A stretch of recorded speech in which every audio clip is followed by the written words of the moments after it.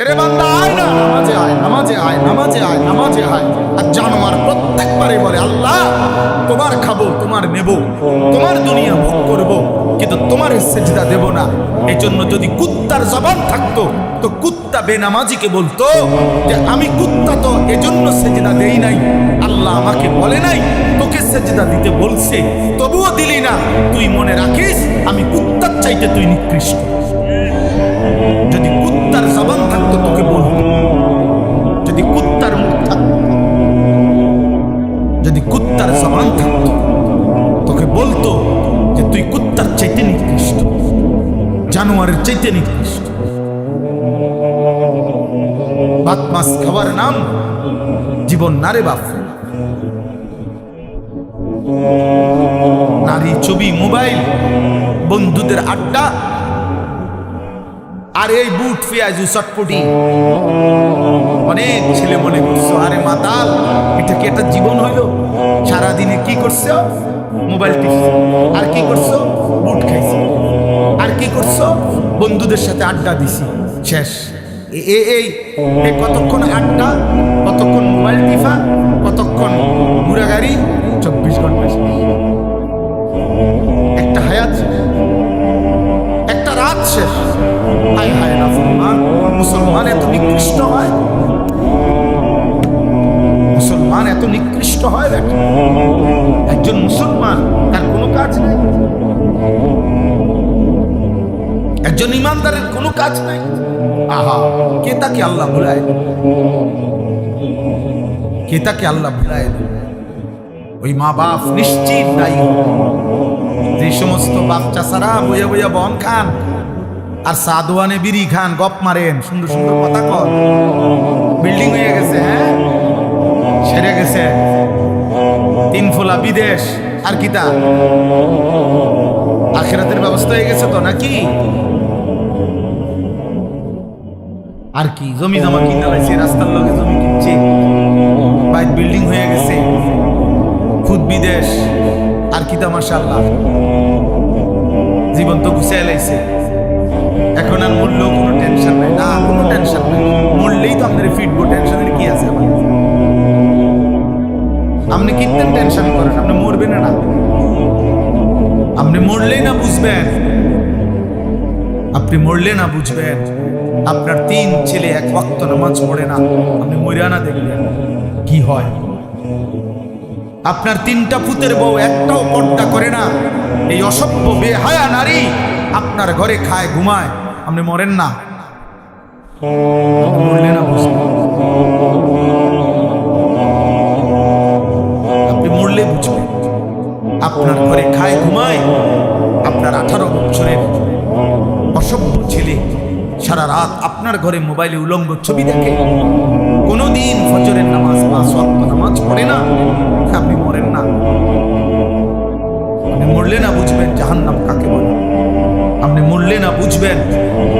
আপনার টাকায় টেলিভিশন কিনা দিয়া গেছেন, আপনার টাকায় বিদ্যুৎ বিল দিয়া গেছেন মরণ পর্যন্ত, আপনার টাকায় ছেলে মেয়ে জিফুত আজকে নাফরমানি করতেছে, সব ব্যবস্থা আপনি করছেন। আচ্ছা মরেন না, মরেন। আখেরাত মানে মসজিদে টিয়া 10,000 না, মসজিদে 2 ফ্যান দিবেন আর বেহেশতে যাবেন গা। 2 ফ্যানের দাম না বেহেশত, বেহেশতের মূল্য কি 8,000 টাকা?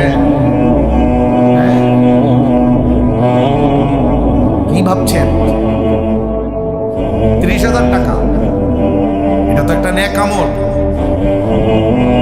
দান সাদাকা তো একটি নেক আমল, একটা নেকি। এটা তো পুরা ইসলাম না, পুরা দিন না, একটি আমল। এটা 1 কোটি টাকা না, 100 কোটি টাকাও যদি কেউ দান করে ভালো কথা, দান করা উচিত, দান করলে নেকি। কিন্তু এটা একটা আমল, একটা আমল, একটা আমলের নেকি নইল। নামাজ, যাকাত, হজ, রোজা, হালাল হারাম, পাক নাফাক, স্ত্রী সন্তানের ঈমান আমল, চরিত্রের পবিত্রতা, সেগুলো থেকে এই 30,000 ভিতরে? কথা বলেন না, এগুলো এই 60টা ফ্যানের মধ্যে নাকি? অতএব আলহামদুলিল্লাহ রাব্বিল আলামিন সূরা ফাতিহা আমাদের জীবন বদলায়। কেউ যদি বিবেক দিয়ে বুঝে শিখে তাহলে সে বুঝবে সূরা ফাতিহা জীবন বদলায়, চিন্তাধারা বদলে দেয়। আল্লাহ বারবার মনে করায় দেয়, বান্দা আমি তোমারে বারবার মনে করাই দিচ্ছি, তুমি ভুল করছো বান্দা।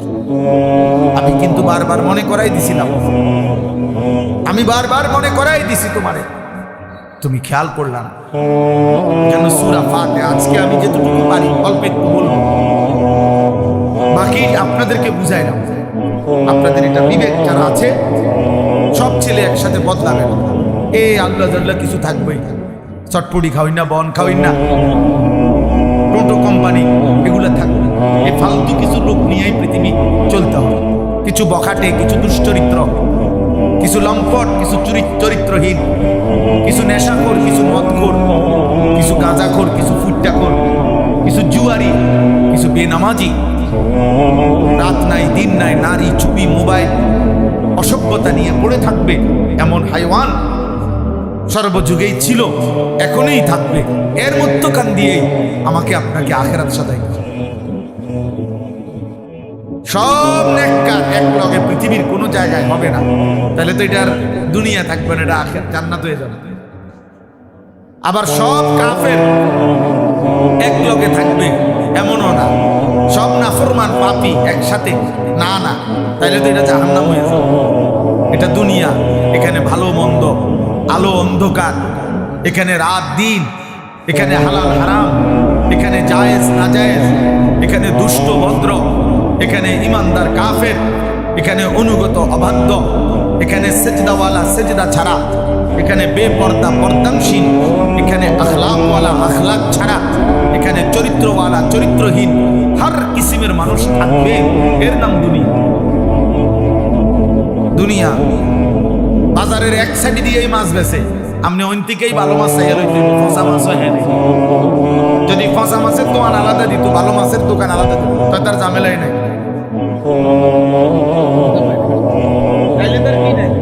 ঝামেলাই নাই। হ্যাঁ, তো সবাই বুঝিয়ে লাইছে যে ফসা মাছ। বুঝেন না? যদি বলতে যে সিটার বাটফার এই 10 শতক আর বালাডি সব এই 10 শতক, জমি আলাদা করে দিলাম, তো তবে চিনছি বাটফার। এটা তো আখিরাত। ফারিকুন ফিল জান্নাহ ফারিকুন ফিস সাঈর। আল্লাহ বলছে হাসরের ময়দানে আমি পার্থক্য করে দেব, একদল জান্নাতে দেব, একদল জাহান্নামে। পার্থক্য, ইন্না ইয়াউমাল ফাসলি কানা মিকাতা।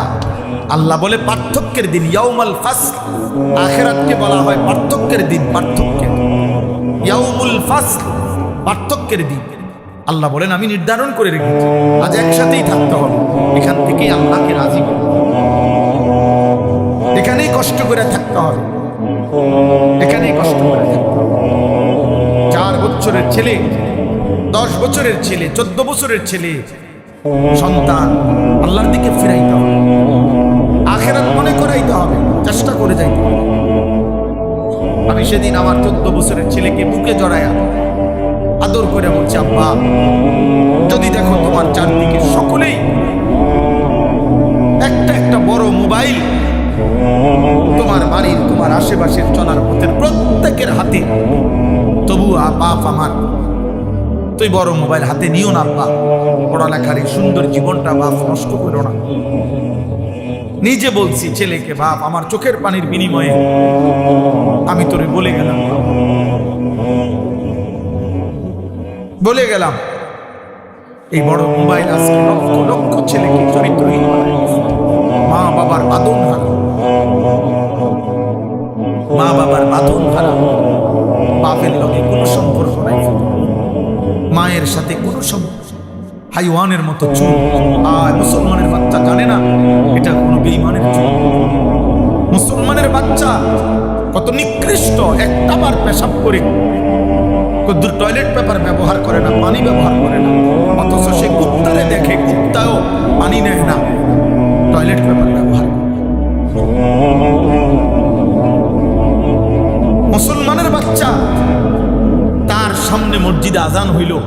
সে এই মসজিদের সামনে দিয়ে একটা জায়গা, ওই মসজিদে ঢুকে আজান হইছে তো সে সরে গেছে। মুসল্লিরা দেখলে যদি ডাক দেয়, ওর দাদার বয়সী কেউ যদি দেখলে ডাক দেয়, এই জন্য জায়গা লাগে। অথচ এটা সকলেই জানেন। এই ছেলেরা, বাবা তোমরাও দেখো, মসজিদে যখন আজান হয়, আজানের আওয়াজ শুনলে কাছাকাছি জায়গায় কুত্তা ঘেউ ঘেউ করে ওঠে, আর কুত্তা মসজিদের আজান শুনে জায়গা থেকে সরে অন্যত্র চলে যায়। এজন্য মসজিদের আজান শুনে যে ছুটে যায় অন্যত্র, পলায়া যায়, এটা মানুষের স্বভাব হইতে পারে না, কুত্তার স্বভাব। এটা কুত্তার স্বভাব, এটা কুত্তার খাসলত, এটা কুকুরের খাসলত, ইনসানের স্বভাব,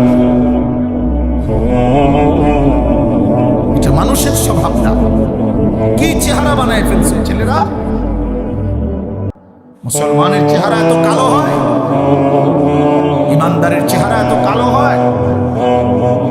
হযরতে বেলাল হাবশী গোলাম ছিলেন, নিগ্রু ছিলেন, কিন্তু চেহারায় নূর চমকাইত, চেহারায় নূর চমকাইত। হযরত ওমর রাদিয়াল্লাহু তাআলা সাহাবী ওমর, এত বড় সাহাবী, আমরা কিতাবে পড়ছি, হাদিসে আছে।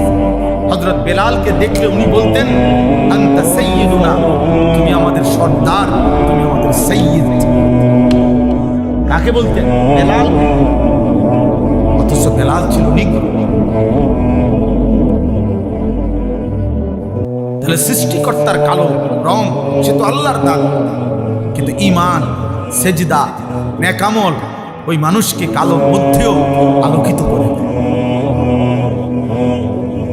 আলোকিত করে দেয়, সুন্দর করে দেয়। অগণিত ছেলে পেলের চেহারা দেখে বোঝা যায় এ নামাজি গুনাহ করতে করতে চেহারা কালো বানায় ফেলছে। হাদিসে ওয়াদা আছে আল্লাহর নবীর, ছেলেরা বাবা মনে রাখো, একদিন এই আস্তে আস্তে বদলাইতেছে, আস্তে আস্তে কমতেছে, বদলাইতেছে, চাপা ভিতরে ঢুকিয়া গেছে। ছেলে পেলের চেহারার মধ্যে কোনো রসকস মায়া বলতে কিছু নাই, কালো চেহারা, গুনাহ অন্ধকার করে ফেলতেছে। খোদার কসম, নবীজি বলছে, তিন জিনিস যখন বেড়ে যাবে, এক নাম্বার ইজা যাহারাতিল কাইনাত, গায়িকা নায়িকা, বেহায়া নারী যখন বেড়ে যাবে, ওয়াল মাআজিফ, গান বাদ্য যখন বেড়ে যাবে, ওয়াস্তাহাল্লাতিল খামরা, মদ নেশা, মদ পান, এটা যখন বেড়ে যাবে কোনো সমাজে, আল্লাহ নবী বলেন অসংখ্য মানুষকে আল্লাহ চেহারা বিকৃত করে পশু বা জানোয়ারের আকৃতি দিয়ে, হতে পারে তুমি কিংবা তোমার পরের কেউ, গুনাহ করতে করতে একদিন ঘুম থেকে জেগে দেখবে চেহারা জন্তু জানোয়ারের মতো হয়ে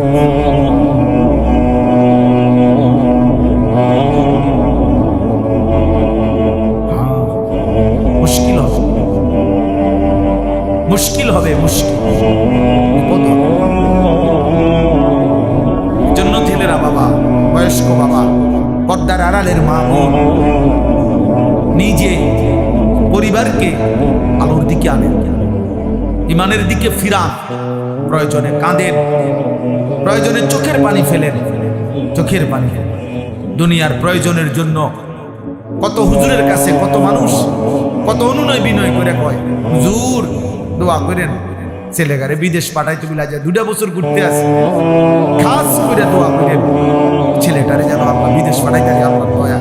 আহা, বেটার এমন কাকুতি, অথচ ওনার চোখের সামনে ও এক ওয়াক্ত নামাজ পড়ে না, কোনোদিন ফজরের নামাজ পড়ে না। এমন হাইওয়ান, এমন পশুর জন্য কিনতে নামনে কাঁদে। ও তো আল্লাহর দুশমন, ও তো রাসূলের দুশমন, ও তো কোরআনের দুশমন, ও তো বেহায়া।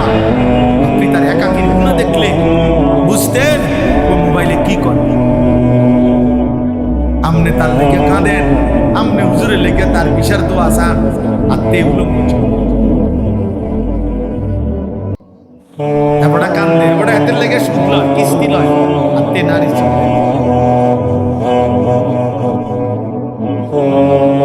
আরে বোকা বাপ, আপনি বুঝেন না আপনি সিরা খান, আপনি বুঝেন না আপনার ফুতের চুল চেহারা দেখলে বুঝেন না যে মুসলমানের কিছুর সাথে তার কোনো সম্পৃক্ততা আছে? তার জিজ্ঞাসা করেন কেন জিজ্ঞাসা করেন? আমি জীবনে একবার বলছি না, অনেকবার অনেক মাহফিলে গেছি। আমার জীবনে আমি একবার শুধু একটা 4টা ফুলওয়ালা রঙিন 4টা ফুল টুপিটার মধ্যে সাদা একটা টুপিতে শুধু 4টা ফুল রঙিন আমি একবার জীবনে পড়ছিলাম। আমার আব্বা এই দেখছে আমার আব্বা বলছে আমি জীবনে কোনোদিন সাদা টুপি ছাড়া অন্য কোনো টুপি পড়ি নাই। তুই বাপ পড়ো না, খুলে ফেলছি, আর কোনোদিন পড়ি নাই।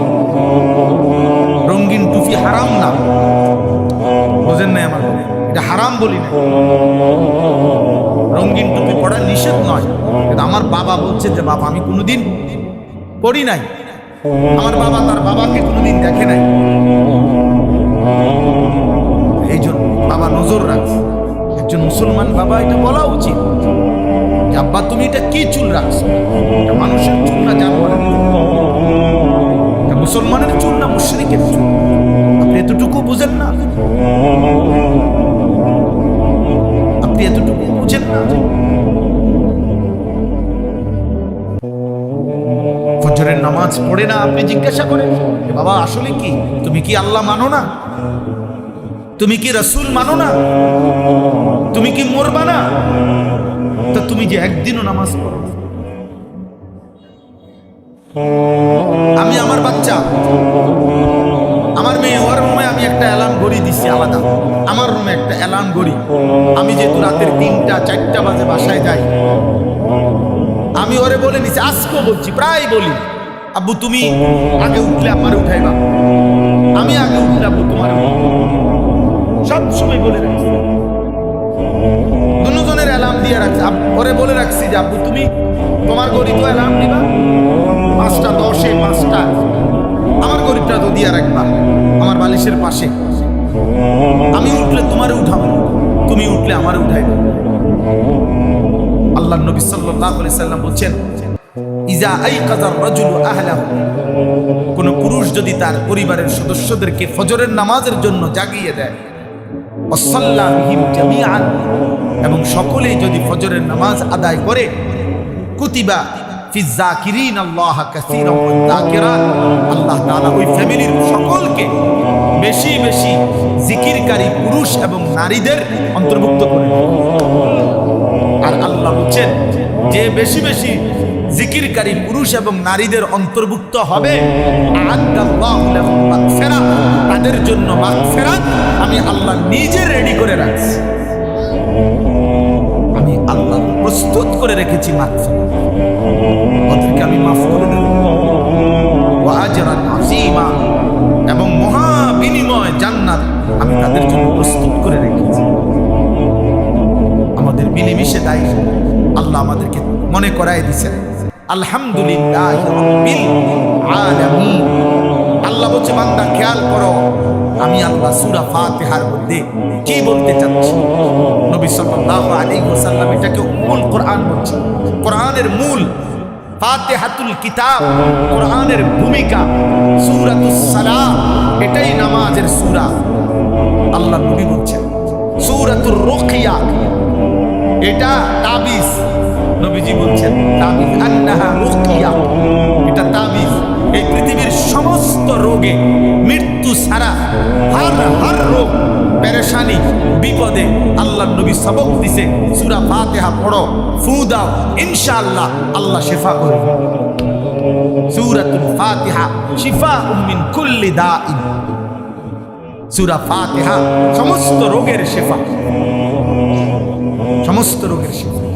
নবীজির এক সাহাবী আবু সাঈদ খুদরি রাদিয়াল্লাহু তাআলা এক জায়গায় যাওয়ার পথে ওনারা এক সর্দারকে, এক গোত্রে সাপে কাটছে। সাপে, মুসলিম শরীফের হাদিস, সাপে কাটছে। আর লোকেরা হুলস্থুল করে চিল্লাচিল্লি করতেছিল, আর মানুষ খুঁজতেছিল যে কেউ সাপে কাটার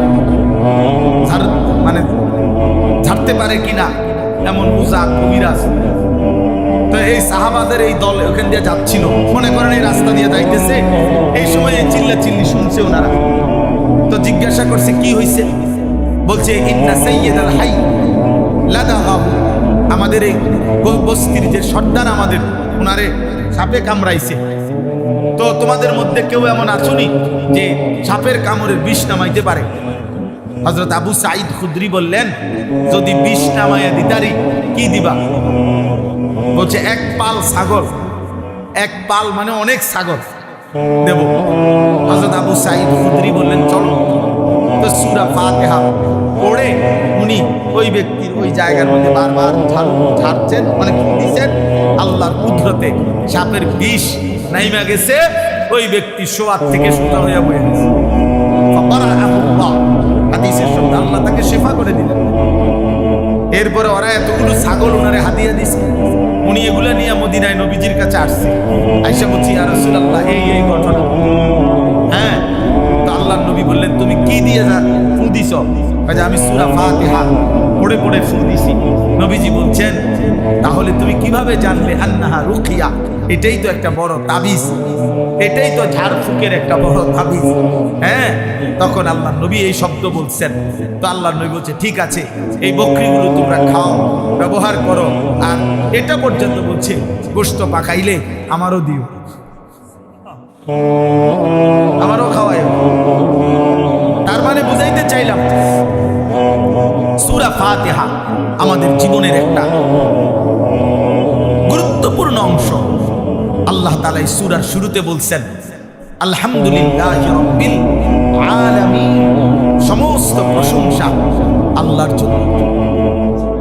রব্বিল আলামিন, যিনি জগৎ সমূহের প্রতিপালক, পালনকর্তা। এই একটা কথাই আলহামদুলিল্লাহ। আল্লাহ বলেন সমস্ত প্রশংসা আল্লাহর জন্য। যদি বলি কেন সব প্রশংসা আল্লাহর জন্য কেন, তো আল্লাহ তাআলা বলেন বান্দা সব যে আমার, প্রশংসা আমার হবে না কেন? এই সৃষ্টির যেদিকে যা, গোটা কায়নাতের যেখানে যা, সবই তো আমার। যত হাসি, যত আনন্দ, যত সৌন্দর্য, যত সৃষ্টি, যত মাখলুক, যত অবস্থার পরিবর্তন, সবই তো আমার, সবই তো আমার। ফুল তো আমার, ফল তো আমার, আসমান তো আমার, জমিন তো আমার, তুমিও আমার, তোমার স্ত্রীও আমার, তোমার ছেলেটাও তো আমার, তোমার মেয়েটাও তো আমার, তোমার মাও তো আমার, তোমার বাবাও তো আমার, তোমার ফসল আমার, তোমার ক্ষেত আমার, তোমার নদী আমার, তোমার পুকুর আমার, তোমার হাসি আমার দেওয়া, তোমার কান্না আমার দেওয়া, তোমার সুখ আমার দেওয়া, তোমার দুঃখ আমার দেওয়া, তোমার শরীরের স্পন্দন আমার দেওয়া, চোখের পলক আমার ইশারায়, হাতের নড়ে আমার ইশারায়, হৃদয়ের স্পন্দন, হার্টবিট, হৃদ স্পন্দন হয় আমার ইচ্ছায়, একটা একটা নিঃশ্বাস আসা যাওয়া করে আমার ইচ্ছায়। যেখানে যত হাসি আনন্দ, যেখানে যত সুন্দর, ফুল যদি সুন্দর সে তো আমার দেওয়া, পাখি যদি সুন্দর সে তো আমার দেওয়া, স্বামী স্ত্রী যদি সুন্দর সে তো আমার দেওয়া, ছোট্ট কোলের বাচ্চা যদি সুন্দর সে তো আমার দেওয়া, ছোট্ট কোলের মেয়ে যদি সুন্দর সে তো আমার দেওয়া। যেখানে যত সুন্দর সবই আমার, সবই আমার। প্রশংসা আমার না তো কার? কার বলেন? কার? আলহামদুলিল্লাহ। এজন্য জীবনের সবকিছু উপভোগ করার পর আমি আপনি যে যা দুনিয়া উপভোগ করছি, কখনো খাইলাম, কখনো ঘুমাইলাম, কখনো নিয়ম মাফিক পেশাব পায়খানা প্রয়োজন সারলাম, কখনো স্বামী স্ত্রীর প্রয়োজন পূরণ করলাম, কখনো বাচ্চার আদর পাইলাম, কখনো বাচ্চাকে আদর করলাম, ফুল ফল ফসল সব আয়োজন, সব আয়োজন আল্লাহর দেওয়া, আল্লাহর দেওয়া, আল্লাহর দেওয়া। এই ভাই, তো সেই আল্লাহকে যার একবারও মনে পড়ে না, আজকের দিনে ভাত খাইলো, নাস্তা খাইলো, ঘুম যাইলো, চললো, ফিরলো, হাত নাড়াইলো, পাও নাড়াইলো, চোখ তার তাকাইলো, নিঃশ্বাস আসা যাওয়া করছে, আল্লাহর পাকের দেওয়া হৃদ স্পন্দন, হার্টবিট চলতেছে। এরপরেও 24 ঘন্টা আল্লাহর দেওয়া এই কায়নাত ভোগ করার পরেও যেই নাফরমান আল্লাহকে একটা সেজদাও দেয় না, তোর চাইতে নিকৃষ্ট, গাদ্দার, অসভ্য, বেয়াদব বেটা আসমানের নিচে জমিনের উপরে আর কেউ নাই। তুই এই সমাজের সবচেয়ে বেশি অসভ্য, এই সমাজের চূড়ান্ত বেয়াদব। এই জন্য বেনামাজি ছেলেরা ওই ডিগ্রি মিগ্রি দেখাইও না, সার্টিফিকেট গোল্ডেন এ প্লাস ইডি থো ইডি দুইয়া ভানি খাও, এডি ছাড়াও কোনো ডিগ্রি নাই, কোনো সার্টিফিকেট নাই, কোনো পড়ালেখা নাই, কিচ্ছু নাই। একেবারে মূর্খ, বাপে মূর্খ, দাদাও মূর্খ, ফুতো মূর্খ, নাতিও মূর্খ, এরম অসংখ্য মূর্খ বকলম নাম দস্তখত করতে জানে না। দুনিয়া হাজার হাজার কোটি কোটি টাকা দুনিয়ার সম্পদ তার আছে, দুনিয়া ভোগ করছে, সুন্দরী নারী, দামি গাড়ি, বড় কোনো ক্ষমতা, বিরাট বাড়ি, বিশাল বড় বিলাসবহুল আরামদায়ক জীবন, এরকম নাফরমান অথচ মূর্খ বকলম তারাও তো দুনিয়া ভোগ করছে। তো তুমি কি তাই রিন্দা বললা? যদি বলো না শিক্ষার আলাদা দাম আছে, জ্ঞানের কদর আছে, তো কি জ্ঞান শিখলা? রব চেনো না? কি জ্ঞান অর্জন করলা? মালিক চেনো না? তো তোমার জ্ঞান দিয়ে যদি শুধু তুমি দুনিয়ায় ভোগ করো তো না, যে মূর্খ হেও তো দুনিয়ায় ভোগ করে, তো সমান সমান করার আফরা তো খান্দা বা না খান্দা বরাবর, জানা না জানা তো বরাবরই হলো। দুনিয়ায় যদি ব্যবহার, দুনিয়া ভোগ করাই যদি মাকসাদ হয়, তো মূর্খ তো দুনিয়া ভোগ করে, জীবজন্তু তো দুনিয়া ভোগ করে ভাইয়া। অতএব প্রিয় নওজোয়ান, একজনও যদি বুঝে থাকো বাবা, বয়স্ক বাপ, আপনি আপনার ঘরে বসে হিসাব মিলাবেন করতে আসেন, আমরা কেবল বিল্ডিং এ বানাই, কেবল বিল্ডিং না কোনো সমস্যা, সোফার কাঠনি 2 নম্বর, বার্নিশটি জানি কম হইয়া যায়, আস্তর জানি কম হয়, সুরকি জানি কম দেয়, বালু জানি কম দেয়, সিমেন্ট জানি কম দেয়, কেবল টেনশন। বিল্ডিং যেন মজবুত, সন্তান হবে অসুখ, বিল্ডিং হবে মজবুত, বউ হবে 6 নম্বর, বউ হবে 6 নম্বর, রেডি বাচ্চাকে কোনদিন জিঙ্গান দরকার। এখনকার মহিলাদেরকে এই পরিমাণ বাজারে যায়, সপ্তাহে প্রতিদিন মহিলারা এত বেশি পরিমাণ বাজারে যায়, আমার মনে হয় জিজ্ঞাসা করা দরকার যে বই চাষি আপনি বাইক থাকেন কোন দিন, আপনি বাড়িতে কোন দিন থাকেন? বেহায়া নারী, বেপর্দা নারী প্রতিদিন বাজারে বাজারে কয় না বোরকা ফিন্দি, আপনি যেই বোরকা ফিনদেন বোরকার উপরেও 3টা ফাট্টা লাগাইছেন, বোরকার উপরেও 3-4 রকমের কালার লাগাইছেন, এটারে ডিজাইন করছেন এত রকমের, উদ্দেশ্য একটাই, যেমনে হোক বেড়ই আমার দিকে চাইতেই হবে। বেড়ই তুই যদি আন্দাজ করে ডাক্তার দিয়ে অপারেশন করে হলো চাইবি বেড়া আমার, তাড়াতাড়ি চোখের চিকিৎসা করবে না, এত কষ্ট করে 1 ঘন্টা লাগাইয়া পাউডার ডলছি, ফেয়ারের লাভলি ডললাম, মেকআপ ডললাম, এত রঙের কাপড় লাগাইলাম, এত জোড়া তালি দিলাম কাপড়ের মধ্যে, লাল কালার কদ্দুর, হলুদ কদ্দুর, বেগুনি কদ্দুর, মাথার উপরে একটা, আবার গোলাপ ফুল কদ্দুর, আবার এইটা কদ্দুর, এত কিছু মিলাইয়া উদ্দেশ্য কি? অখাটে রাস্তার দুশ্চরিত্র যারা প্রত্যেকটা পুরুষ আমাকে দেখতেই হবে। আরে বোন, আরে মা, বেপর্দা নারী, তোমারে রাস্তায় যারা দেখে তারা তোমারে রাবেয়া বসরির নজরে দেখে না, মা ফাতেমার নজরে দেখে না, তোমার ভোগের নজরে, উপভোগের নজরে, লালসার নজরে দেখে। এই জন্য বেপর্দা নারী কিতাবে আছে, নিজেই নিজেকে ছোট করে, নিজের দাম নিজেই কমায়, নিজেকে বাজারে তুলে দিছে যে আমার এই অসল আমি মূলত চলে না, মানে আমনে নিজে চাইয়াল। কথা তো ছিল নারীকে খুঁজে নিবে, কথা তো ছিল নারীকে তালাশ করে বের করবে, কথা তো ছিল 10 গ্রাম তালাশ কইরা 50 গ্রাম তালাশ কইরা চরিত্রবান নারী, ইমানদার নারী খুঁজে নিবে। পুরুষ তালাশ করবে, বাপ তালাশ করবে, দাদা তালাশ করবে, মা তালাশ করবে, শাশি তালাশ করবে, ফুফি তালাশ করবে যে একটা ভালো মেয়ে কোথায় পাওয়া যায়। নাকি কথা ছিল এই, কে তালাশ করবে? বেড়ি তো বাজারে কীর্তন খোঁজেন, আমি ওই যে না আপনি ডেলি গেলে তো ভাই কীর্তন টোয়ান কীর্তন তো বাজারে আই। একজন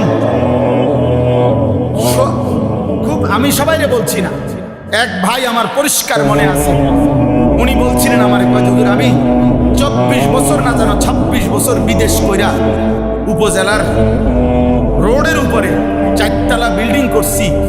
আমার জীবনের সমস্ত কলজা পানি করা পয়সা দিয়া আমি একটা বিল্ডিং করে জীবনের তরে বাড়িতে চলে আসছিলাম বউ বাচ্চা নিয়া, আর বিদেশ করব না, থাকুন। কয় হুজুর বাজারে আইসা দেখছি জীবনে চলার পথে হাঁটতেছি, বাজারে হাঁটিয়ার মাইনসে আমার বেডির নামে আমারে কয় সিনায়, কয় যে ওই তাইর জামাই। তখন আমি বুঝছি যে হায় আমার বিবি এত বেশি পরিমাণ বাজারে আইসে গেছে যে বাজারে রিক্সাওয়ালা, অটোওয়ালা, সিএনজিওয়ালা, রাস্তার মানুষ, বাজারের দোকানদার, ফলওয়ালা, তরকারিওয়ালা, ধন্যপাতাওয়ালা, ফাঙ্গাসওয়ালা, প্রত্যেকেই আমার বলেছে। এটা ইজ্জত? কথা বলে না, এটা সম্মান? এটা কোনো নারীর সম্মান? এটা এই মাদ্রাসা কি করে? মহিলা মাদ্রাসা কি করে? মহিলা মাদ্রাসা পবিত্র নারী উপহার দেয়, মহিলা মাদ্রাসা চরিত্রবান নারী উপহার দেয়, মহিলা মাদ্রাসা রাবিয়া বসরি মনে করায় দেয়, মহিলা মাদ্রাসা খাদিজাতুল কুবরা মনে করায় দেয়, মহিলা মাদ্রাসা আয়েশা সিদ্দিকা মনে করায় দেয়, মহিলা মাদ্রাসা ফাতেমা মনে করায় দেয়, মহিলা মাদ্রাসা বিবি মরিয়ম মনে করায় দেয়, মহিলা মাদ্রাসা বিবি আসিয়া মনে করায় দেয়, যে আসিয়া পৃথিবীবাসীকে বলছিল হে পৃথিবীর নারীরা, গোটা পৃথিবীর নারীদেরকে প্রতিদিন হযরতে আসিয়া বলে হে ইমানদার নারীরা, আমি সেই নারী যে নারী এই পৃথিবীর সর্বনিকৃষ্ট কাফের, খোদা দাবিদার ফেরাউনের মতো নিকৃষ্ট কাফের, এত বড় কাফের ঘরে থেকেও আমার শরীরের আসিয়ার, হযরতে আসিয়াকে সারা শরীরের মধ্যে খোদার কসম কিতাবে আছে, তাফসীরে আছে, আসিয়ার শরীরটার মধ্যে ফেরাউন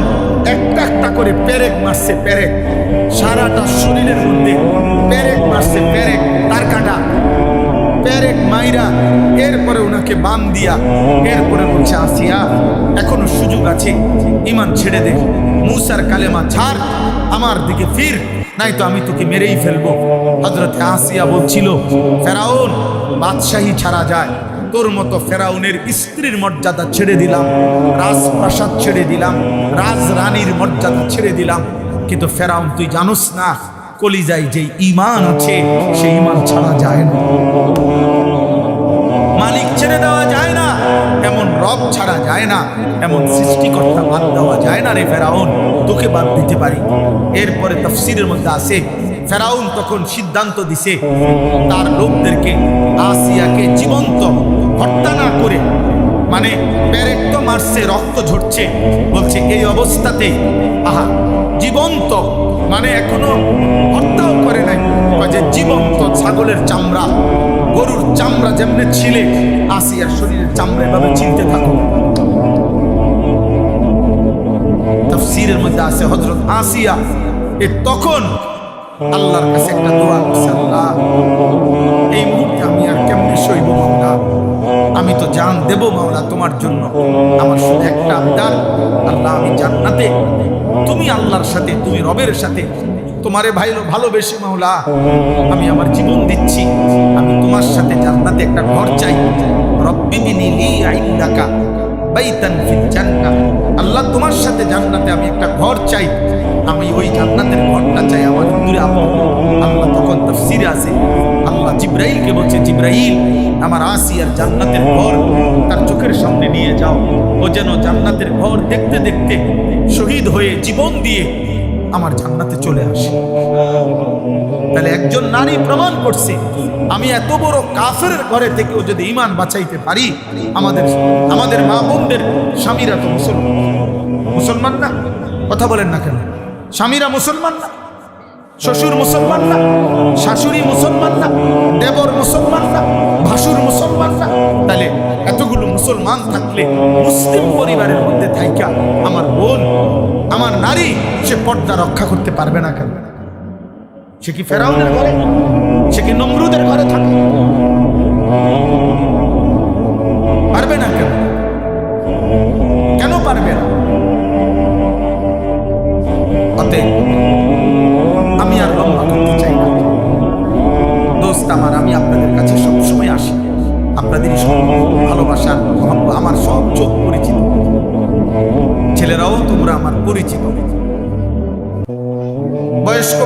আমি সবাইরই চিনি আলহামদুলিল্লাহ। এত বেশি পরিমাণ আপনাদের কাছে আমার আসা যাওয়া যে আমি তো চেহারাই সবাই চিনি, তাইলে আমার শেষ আপনার। আল্লাহ বলছে বান্দা এই গোটা সৃষ্টির সব আয়োজন আমি রব্বিল আলামিন, আমি জগতের রব, আমি পালন কর্তা। আমি আমার একটা সৃষ্টির কোনো প্রয়োজন অপূর্ণ রাখি না। ও বলুক বা না বলুক, ও চাক বা না চাক, ও জানুক বা না জানুক, আমার সৃষ্টির প্রত্যেকটা প্রয়োজন প্রতি মুহূর্তে আমি আল্লাহ পূরণ করছি। এই জন্য আমি রব, আমি পালন কর্তা। এমন যোগ্যতা আমি আল্লাহ ছাড়া আর কারো হইতে পারে না। মাও মাঝে মধ্যে রাগ, বাবাও মাঝে মধ্যে গুসা জানতে জ্বালাইতেছ, কিন্তু রব বলে না বান্দা আজও সেজদা দাও নাই, আচ্ছা খাও। বান্দা আজকে 365 দিন হয়েছে, একদিনও 5 ওয়াক্ত নামাজ পড়লা না। কি পরিমাণ গুসা ওঠার কথা, কি পরিমাণ রাগ হওয়ার কথা। আল্লাহ বলছে না না বান্দা, আচ্ছা ঠিক আছে, তবুও খাও, তবুও ঘুমাও, তবুও পান করো। কেন? আল্লাহ আমি যে রব, আমি যে ওরে লালন পালন করবো দায়িত্ব দিচ্ছি, আমি যে ওরে বানাইছি, আমি যে আমার হাতে বানিয়েছি। এই জন্য আল্লাহ বলেন আর রহমানির রহিম, আমি বড় দয়াবান, আমি বড় মেহেরবান। এই মেহেরবানির কারণে, দয়ার কারণে পরে আমি খাওয়াইতেছি, পড়াইতেছি। ও আমারে ডাকে না, কিন্তু আমি যে দয়াবান। ও আমারে একটা সেজদাও দেয় না, কিন্তু আমি যে মেহেরবান, আমি করবো কি? আমি কেমনে ওরে শাস্তি দিই? আমি আল্লাহ কেমনে ওর খানা বন্ধ করে দেই? আমি যদি ঘুম বন্ধ করে দেই, ও তো বাঁচবে না। ও আমি যদি তার পেশাবের সার্কুলেশন বন্ধ করে দেই, পেশাবটাও যদি ঠিক মতো বাইর না হয়, ও তো বাঁচবে না। ওর পায়খানা যদি একদিন আটকায়া থাকে, ও তো বাঁচবে না। ওর নিঃশ্বাস যদি 1 সেকেন্ড আটকায়া থাকে, ও তো বাঁচবে না। আমি যে রহমান, আমি যে দয়ালু। তবে আল্লাহ বলে বান্দা, তবে শেষ তুমি ভেবেছ আমি শুধু দয়াই করে যাব না রে বান্দা, আমার ব্যালেন্স আছে, আমার একটা ভারসাম্যতা আছে। আমি আল্লাহ আজ দুনিয়ায় মৃত্যু পর্যন্ত ওয়াদা দিছি, তোমার আমি লালন পালন করবো, খাওয়াবো, পড়াবো, ডাকলেও না ডাকলেও, সেজদা দিলেও না দিলেও আমার গোলামি করো আর নাফরমানি করো। তবে মালিক ইয়াউমিদ্দিন, মনে রাখবা আমি কিন্তু বিচার দিবসের মালিক, আমি বাদশাহ, আমি রাজা ধীরাজ, আমি জব্বার, আমি কাহ্হার। আজ দুনিয়ায় আমি যা দিয়েছি, খোদার কসম আল্লাহ বলছে বান্দা তার সব কিছুর চুল চেরা, বিন্দু বিন্দু, জাররা জাররা হিসাব আবার আখিরাতে আমি নেব। আমার একটা একটা নিঃশ্বাস, এক এক ঢোক পানি, এক একটা চোখের পলক, একটা একটা লোকমা আমি হিসাব। মালিক ইয়াউমিদ্দিন, আমি কিন্তু হিসাব নেব, আমি বিচার দিবসের মালিক। ইয়াবাসুহুমুল্লাহু জামিআন, আল্লাহ বলেন আল্লাহই তোমাদেরকে কবর থেকে পুনরায় উঠাবেন।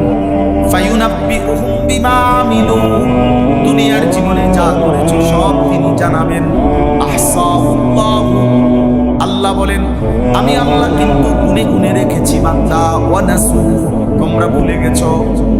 আল্লাহর নবী একদিন হযরত ওমরকে বলছেন, ওমর রাদিয়াল্লাহু তাআলা আনহু নবীজির সামনে 2টা খেজুর আর 1 ঢোক পানি পান করছেন। 3 দিন ক্ষুধার্ত থাকার পরে আল্লাহর নবী বললেন, ওমর ওয়াল্লাহি লা তুসআলু আন হাযান নাঈম, আল্লাহর কসম ওমর, আখিরাতে হাসরের ময়দানে আল্লাহর নিকটে এই 2টা খেজুর আর এই ঢোক পানির হিসাব তোমাকে দিতে হবে। 1 ঢোক পানির হিসাবও দিতে হবে। জন্য নওজোয়ান, আমিও না তোমারে ধরতে আর কোনোদিন পারলাম না, বাপ তোমার লগে কুলাইল না, মা তোমার সাথে পারল না, এই সমাজ, এই দেশ, এই জাতি কেউ তোমার সাথে শক্তিতে, তোমার ঘাউরামির কারণে, তোমার ঘাটতারামির কারণে কেউ পারল না। কিন্তু ওই মালিক থেকে তুমি ছুটবা কেমন? ওই রব থেকে ছুটবা কে? ওই হাসে ওরা, ওরা দুজন হাসে, রে কি কয়, আমরা রেডি কয়। হ্যাঁ, অসভ্য তো বুঝে, ওরে যে কয় ও তো বুঝে, ও তো বুঝে। আমি এই জন্য প্রত্যেক দিন বলি সমবয়সী ভালো হইতে দেন। অধিকাংশ ছেলেদের নষ্ট হওয়ার পিছনে মূল কারণ সময় না ফুলানের দিন রাত সমবয়সী ওরে গুণার ওই একটু যদিও ভালো হইতে চাইছিল ওর লগের গুণে ওরে বলছে না আরে অনবয়স সমবয়সী বড় দুষ্ট হয়। এই জন্য সামান্য শুধু সামান্যের লগে যদি চলো ভালো বড়োর সাথে চলতে আল্লাহওয়ালার সাথে চলতে হবে। কোনো দিনদার মুত্তাকির কাছে মাঝে মধ্যে যাইতে হবে, নাহলে পারতাম। জোয়ান হোক বুড়া হোক প্রত্যেক ব্যক্তি একেবারে 90 বছরের বুড়া মিয়া চাচা আপনারে বলি আপনিও যদি একলা একলা চলেন পারতেন। একলা একলা চললে বেশিরভাগ গুনাহ করতে মন চায়, কোনো কাম নাই তো চলো আদোয়ানে যাই কুদুর আমার শরীরে বল নাই থাক অসুবিধা কি? মানুষে তো কয় আমি শুনি, মানুষে যে গীবত করে আমি বসে বসে শুনি। হ্যাঁ এই জন্য একা চলতে কোন আলেমের সাথে কোন আল্লাহওয়ালার সাথে চলা উচিত। আল্লাহ বলেন সর্বশেষ কথা হইল বান্দা হতে তুমি এতটুকু বুঝে নাও আমি রহমতের কারণে দয়া মায়ার কারণে এই জগৎ সংসারে তোমাকে লালন পালন করছি, আমি রব। আর তবে আমি সবকিছুর হিসাব নেব, আমি মালিক বিচার দিবসে। অতএব যদি তোমার বিবেক থাকে বুদ্ধি থাকে তাহলে তোমার উচিত এ কথা বলা যে আল্লাহ আপনি যেহেতু সব দিয়েছেন আবার আপনি সব হিসাব নিবেন, কাজে এলোমেলো কইরা সদরবদর কইরা লাভ নাই। ইয়াকা নাবুদু আমি আপনার গোলামি করব, আপনি বেজালের দরকার আপনার ইবাদতই করব। ওয়া ইয়াকা নাস্তাঈন হ্যাঁ আল্লাহ তবে আমার প্রথম আবদার সব মাইনা নিছি আপনার ইবাদত করব, তবে আমি দুর্বল মানুষ, আমি দুর্বল মাওলা, আমার একলা একলা তো আমি পারতাম না, আমি তো দুর্বল, আমি আপনার বান্দা, আমি আপনার কাছে সাহায্য প্রার্থনা করি আপনি আমার সেজদা দেওয়ার জন্য, নামাজ পড়ার জন্য, হালাল পথে চলবার জন্য, হারাম ছেড়ে দেওয়ার জন্য আপনি আমার সাহায্য। আল্লাহ বলেন বলে আপনি সাআলা দিল থেকে চাইলে আমার বান্দা যা চাইলো আমি তাই দিই।